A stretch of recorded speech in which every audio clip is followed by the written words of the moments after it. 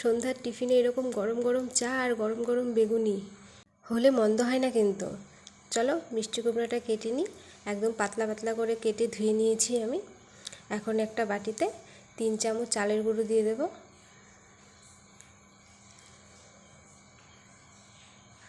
এরপর দেব 3 চামচ বেসন।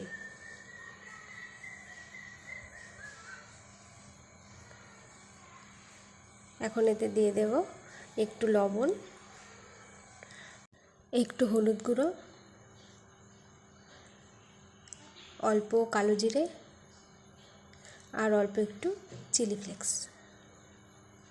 দিয়ে ভালো করে মিশিয়ে নেব।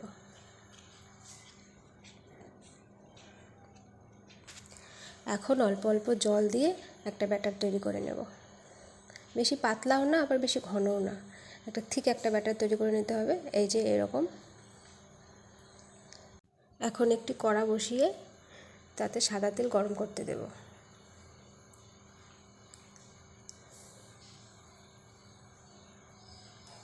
তেলটা গরম হয়ে গেলে একটা একটা মিষ্টি কুমড়ো নিয়ে এই ব্যাটারে চুবিয়ে তেলে ছেড়ে দেব।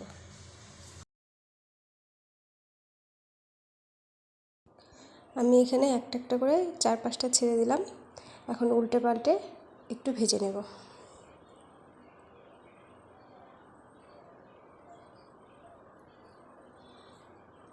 এই তো আমার এখানে ভাজা হয়ে গেছে। এবার একটা একটা করে নামিয়ে নেব।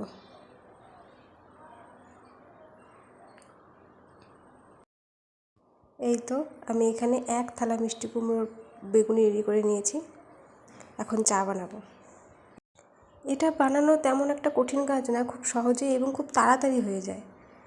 রেসিপিটা কেমন লাগলো তোমাদের কাছে জানিও। টাটা।